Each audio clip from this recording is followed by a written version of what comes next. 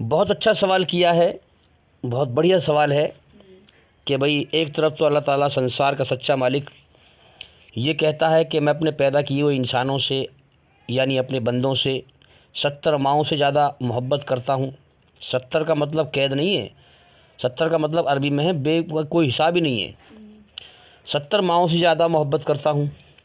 اور ایک طرف قرآن میں اپنے بندوں ہی کو دشمن کہتا ہے کہ میرے دشمنوں سے دوستی نہ کرو ہیں۔ تو یہ کانٹریڈکٹنگ کیوں ہیں، ٹکراؤ کیوں ہے اس بات میں؟ بھائی یہ کہتا ہے قرآن میں کہ کافر جو ہے میرے دشمن ہیں، ان سے دوستی نہ کرو، تو دشمن بھی کہہ رہا ہے اور 70 ماؤں سے زیادہ محبت بھی کر رہا ہے، اس کی کیا وجہ ہے؟ یہ ٹکراؤ کیوں ہے اس بات میں؟ بہت اچھا سوال ہے بھائی، اب میں اس کا جواب دوں گا اور دھیان سے سننا ہے، تب بات سمجھ میں آئے گی۔ اس کا جواب یہ ہے کہ دیکھو، چھوٹا بچہ ہوتا ہے آپ کا بچہ چھوٹا ہوتا ہے، معصوم ہوتا ہے، اسے کوئی سمجھ نہیں ہوتی، ٹھیک ہے؟ آپ کو اس سے کتنی محبت ہوتی ہے؟ بے انتہا محبت کرتے ہیں، بلکہ کہتے ہیں جگر کا ٹکڑا۔ چھوٹا سا بچہ ہوتا ہے، دودھ پیتا، آپ کہتے ہیں جگر کا ٹکڑا، اتنی محبت کرتے ہیں آپ۔ باپ جو ہے اس بچے کی محبت میں جو ہے رات دن پستا ہے، دھوپ تاپ میں مزدوری کر کے کام کر کے کمانے کھانے کو لاتا ہے، اور ماں بھی پس جاتی ہے کہ نہیں؟ تو معصوم بچے سے کتنی محبت ہوتی ہے، وہ سمجھ نہیں رکھتا۔ سمجھ میں اس لحاظ سے کہہ رہا ہوں کہ ماں باپ کی جو بات ہے، وہ بچہ جو ہے اتنا بڑا نہیں ہے ابھی کہ ماں باپ کی بات کو مانے یا نہ مانے، اس بات کی سمجھ نہیں ہے اسے۔ ماں باپ کو بے انتہا محبت ہے اس سے۔ اچھا، اب جب وہ بچہ بڑا ہو جاتا ہے تو اب پہلے یہ مثال دے دوں کہ اسی پرکار سے جیسے معصوم بچے سے ماں باپ محبت کرتے ہیں، اسی پرکار سے اللہ تعالیٰ اپنے ان بندوں سے 70 ماؤں سے زیادہ محبت کرتا ہے جن کو ابھی سچ اور جھوٹ کی سمجھ نہیں ہے۔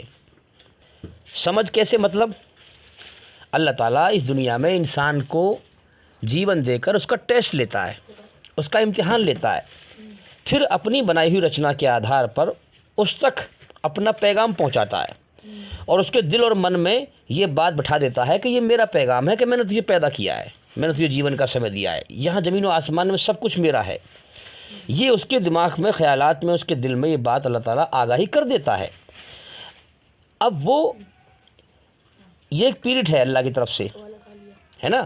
جب انسان کی عقل اور سمجھ پک جاتی ہے، جب وہ خوب سمجھدار بن جاتا ہے صحیح غلط کو جاننے کے لیے، اپنے مالک کی مرضی جاننے کے لیے، تب یہ پیغام آتا ہے۔ اس پیغام سے پہلے اللہ تعالیٰ کے نزدیک بچہ کیا ہے؟ وہ انسان کیا ہے؟ معصوم۔ سمجھ میں آ رہی ہے بات؟ تو اسی لیے اللہ تعالیٰ 70 ماؤں سے زیادہ اس سے محبت کرتا ہے، جیسے ماں باپ کرتے ہیں، بچے کو سمجھ نہیں ہوتی۔ اب جب بچہ بڑا ہو گیا، اب بڑا ہونے کے بعد اس میں 4 دانے پڑ گئے، ہے کہ نہیں؟ جوانی کی طرف بڑھنے لگا۔ اب ماں باپ اس سے کہہ رہے ہیں کوئی بات، ماں باپ کی بات کو نہیں ماننا، وہ بات سمجھے؟ آج کل کی اولاد تو نافرمان کتنی نکل رہی ہیں۔ ماں باپ جو کہہ رہے ہیں نافرمانی کر رہا ہے، بات کو نہیں مان رہا، ماں باپ کی جو ہے بے قدری کر رہا ہے، ناقدری کر رہا ہے۔ سمجھ میں آ رہی ہے بات؟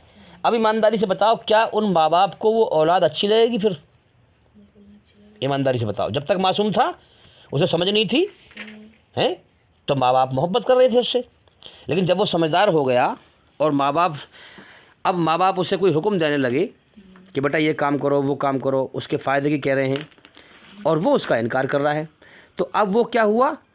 ماں باپ اس سے محبت نہیں کریں گے، یہاں تک کہ وہ ماں باپ کا دشمن ہو گیا۔ جب ماں باپ کا دشمن ہو گیا تو ماں باپ بھی دشمن ہو گئے اس کے۔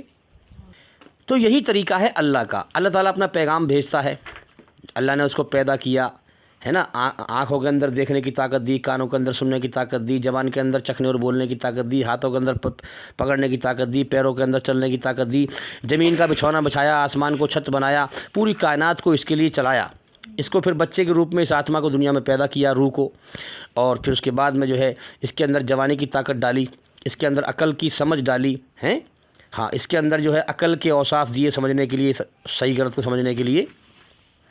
اب جب اس کی عقل خوب سمجھ کو آ گئی، اب اللہ تعالیٰ اپنا پیغام بھیجتا ہے، کسی بھی طریقے سے بھیجے، یا اللہ کی ذمہ داری ہے، کوئی بھی طریقہ اللہ تعالیٰ اپنائے، کوئی چیز اس سے چھپی ہوئی نہیں ہے، ہر چیز کو ہر سمے دیکھتا ہے۔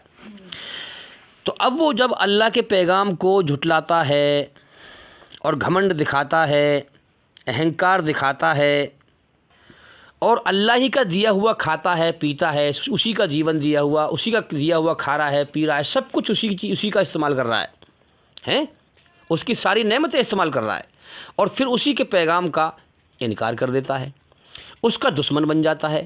تو پھر ایسے لوگوں کو اللہ نے اپنا دشمن کہا کہ میرے دشمن ہیں، اور جو پیغام کو مان لے وہ دشمن نہیں ہے۔ اب ایک بات یاد رکھیں، ایک تو ہے اللہ کا غصہ اور ایک ہے اس کی رحمت۔ رحمت سب کے لیے ہے اس کائنات میں، یاد رکھیں۔ جو اللہ کے دشمن ہیں، کافر ہیں، انکاری ہیں، جو انکار کرے ہوئے پھر رہے ہیں، ان کو بھی اللہ تعالیٰ روزی دے رہا ہے۔ تو روزی دینا یہ رحمت ہے، پانی دینا یہ رحمت ہے۔ آج یہ لوگ دھرم کے نام پہ لڑ رہے ہیں، ان سے پوچھو کہ روٹی کا بھی کوئی دھرم ہوتا ہے؟ تم سب اس کی دی ہوئی روزی کھاتے ہو جو ایک مالک ہے، جس کا تم انکار کرتے ہو اور دھرم کے نام پہ جھگڑا کرتے ہو۔ ان سے آج پوچھو کہ جو تم جو ہے یہ ذاتی واد کے نام پر سارے دنیا کے انسانوں کا مالک ایک ہے اور سب ایک ماں باپ کی اولاد ہیں، تم ذاتی واد کے نام پہ جو فساد کرتے ہو، ان سے پوچھو کیا پانی کی بھی کوئی ذاتی ہوتی ہے جو تمہاری زندگی کا سامان ہے؟ اللہ نے پانی کو زندگی کا سامان بنایا، ہاں زندگی کا ذریعہ بنایا۔ تو اسی طرح سے ہم سمجھیں تو ایک ہے اللہ تعالیٰ کا غصہ اور ایک ہے رحمت۔ دیکھیے اللہ تعالیٰ نے اپنی مرضی ہمارے اندر پھونک دی ہے کہ وہ کیا چاہتا ہے، تو اپنی اللہ کی مرضی ہمارے اندر ہے نا۔ تو ہم سمجھیں کہ اللہ کا غصہ ہے اور ایک ہے اللہ کی رحمت۔ اللہ کی رحمت غصے سے بڑی ہے۔ تو اللہ تعالیٰ جو اللہ کے دشمن ہیں ان سے بھی جو ہے اللہ تعالیٰ اس پہ ہم جو ہے رحمت کو حاوی کریں گے۔ اللہ کی رحمت کو کوئی قید نہیں کر سکتا۔ غصے کو تو یہ ہے کہ بھئی ہاں اللہ تعالیٰ کا اتنا غصہ ہے، اتنی حد ہے، جہنم میں اتنا عذاب ملے گا، سزا ملے گی، ہے نا۔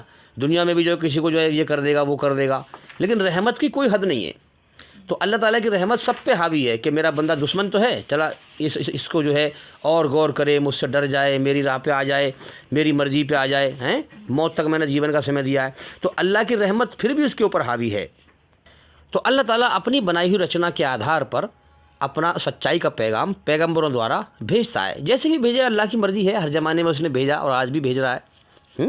ہاں بھئی اللہ تعالیٰ نے امتحان لیا، اگر وہ نہیں بھیجے گا تو موت کے بعد تو پھر بندہ یہ کہے گا تو نے اپنا پیغام مجھ تک بھیجا ہی نہیں، میں سمجھ ہی نہیں پایا سچائی کو، ہے نا۔ تو اللہ کی ذمہ داری ہے کہ اپنا پیغام سچ اپنی بنائی ہوئی رچنا کے آدھار پر ہر بندے کے پاس بھیجتا ہے، اور پھر اس کا امتحان لیتا ہے۔